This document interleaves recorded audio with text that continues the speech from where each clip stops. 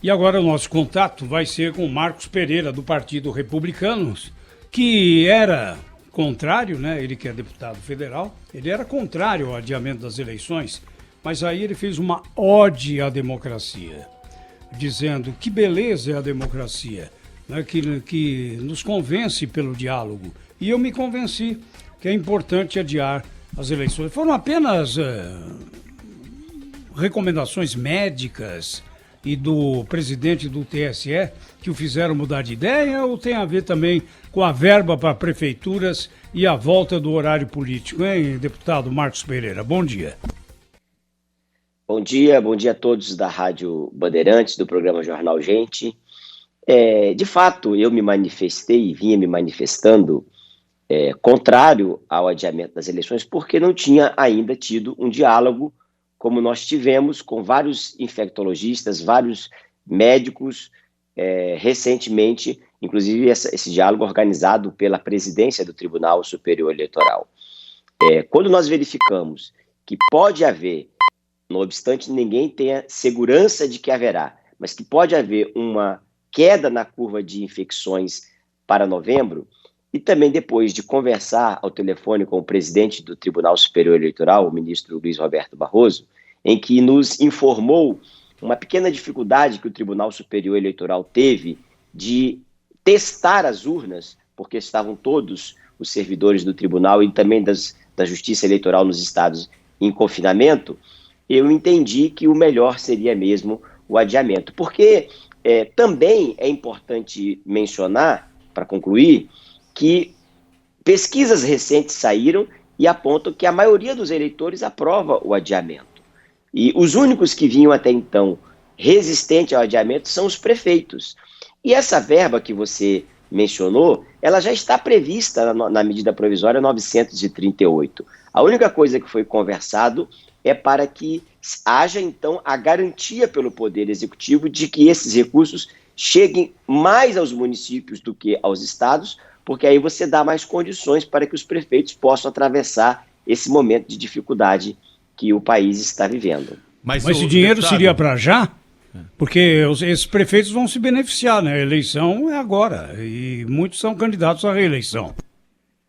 A medida provisória já existe, é a medida provisória 938, e como vocês sabem, a medida provisória ela tem eficácia desde que é editada, então ela já está valendo. Só não foi ainda transferidos os recursos para os municípios porque o governo está ajustando questões técnicas, mas ela já está valendo. Medidas provisórias de crédito não precisam sequer ser votadas no Congresso porque ela tem um objetivo específico e se ela caducar pelo decurso de prazo, ela já cumpriu a sua eficácia quando os recursos chegaram à base. Mas, deputado, então ela já existe, ela é pretérita a essa negociação, é importante registrar. E o que nós pedimos, então, é que o Senado, porque o Senado muitas vezes defende muito mais os estados do que os municípios, em ela sendo aprovada na Câmara, o Senado mantém o que foi aprovado na Câmara. Mas teve um remanejamento no valor, não teve, deputado, aí, recente, do Fundo de Participação dos Municípios? Essa grana, de alguma forma, ajudou a que o assunto avançasse aí na Câmara Federal? Não ajuda, porque você minimiza, não tenha dúvida, a pressão dos prefeitos.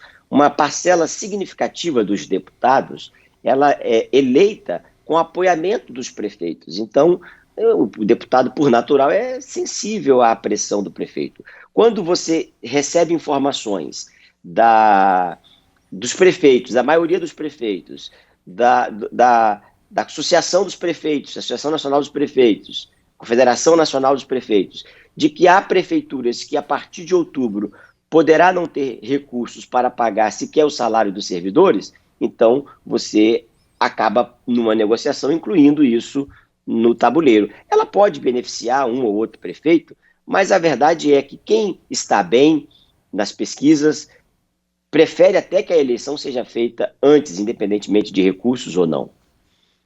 Deputado, bom dia. O senhor disse há uma semana mais ou menos que não havia votos na Câmara ainda para aprovação daquela PEC que já passou pelo Senado, postergando a eleição para 15 e 29 de novembro.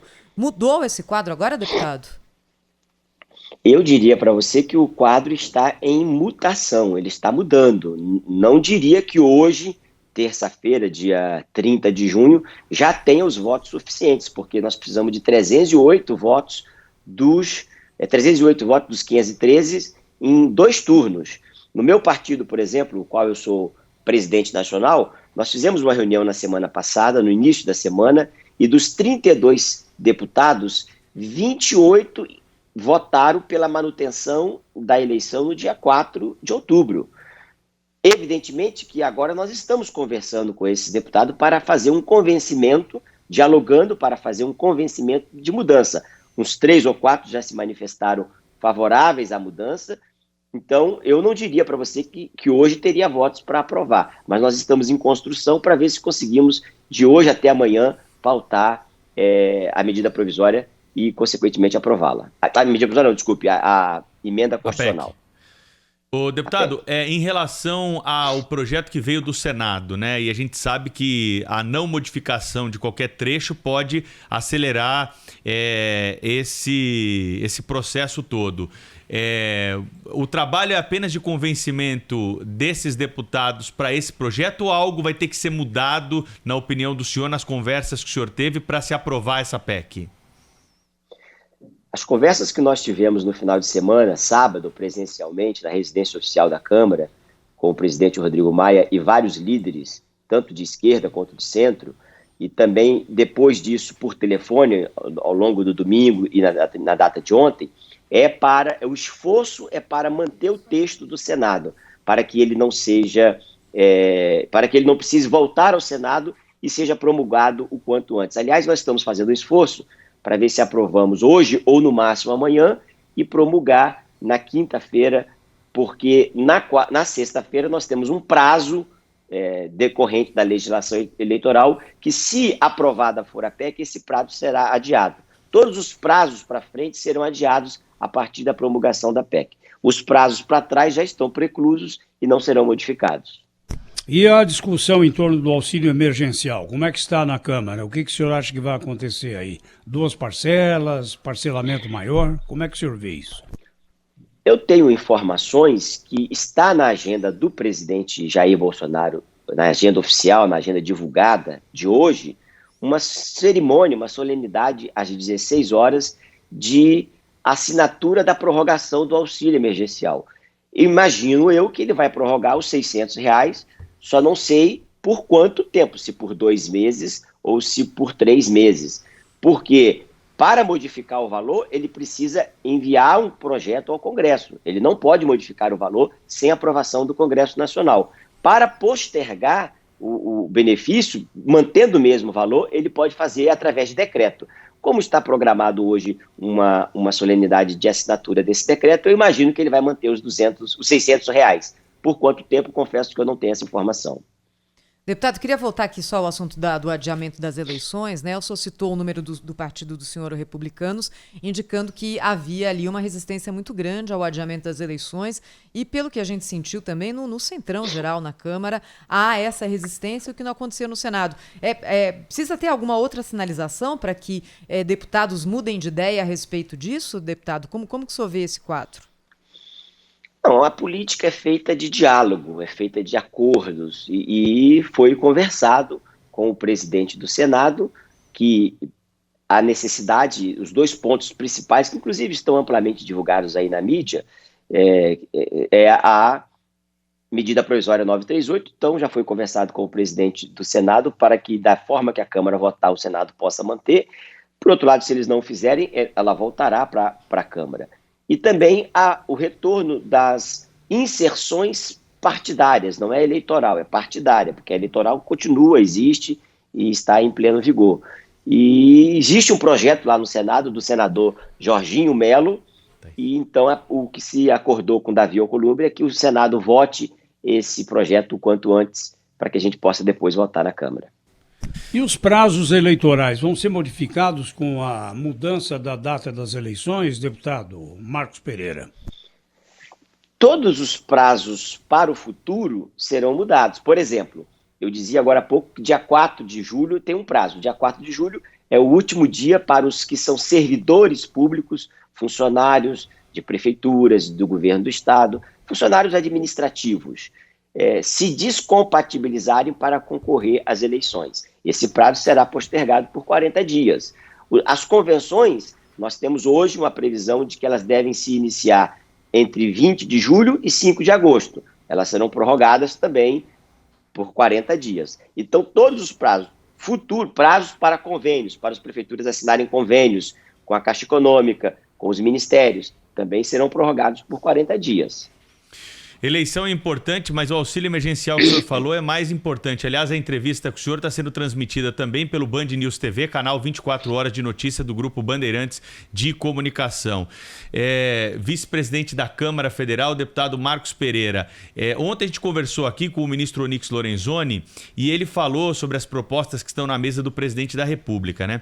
O senhor, na resposta que deu aí à pergunta da Thaís, falou a respeito da manutenção dos R$600. Se o governo quiser baixar esse valor, dar um valor de R$500 de auxílio emergencial, na visão do senhor, isso precisa passar pela Câmara ou só se for aumentar o valor de R$600? Tanto para baixar quanto para aumentar, há consenso entre os técnicos, entre o corpo técnico e jurídico da Câmara dos Deputados, de que o presidente, o governo federal, precisa enviar ao Congresso. A única maneira que ele não precisa enviar ao Congresso é se ele mantiver o valor.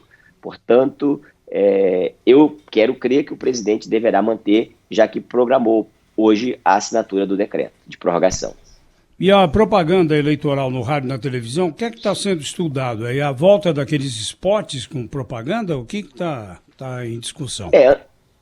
Antigamente, antes de ser extinto em 2017, existia aquele programa de 10 minutos e as inserções partidárias. Nós não estamos admitindo a volta do programa partidário de 10 minutos, estamos admitindo apenas a volta de inserções. A quantidade de inserções, por uma quantidade X, que eu não me recordo agora de cabeça, mas está fácil de analisar no projeto de autoria do senador Jorginho Melo, uma quantidade escalonada de inserções por semestre, por partidos políticos, considerando o número de bancadas. Então, quanto maior o número da bancada do partido, maior o número de inserções, quanto menor o número de bancada, menor o número de inserções, com uma limitação, inclusive, de que partidos que não cumpriram cláusula de barreira não terão acesso a essas inserções. Anteriormente, na lei anterior, tinham acesso todos os partidos políticos. Agora não, só aqueles que têm representação proporcional ao seu tamanho de bancada. Deputado, a Câmara deve fazer igual ao Senado, votar no mesmo dia, primeira e segunda votações da PEC da prorrogação das eleições? Thaís, esse será o nosso esforço.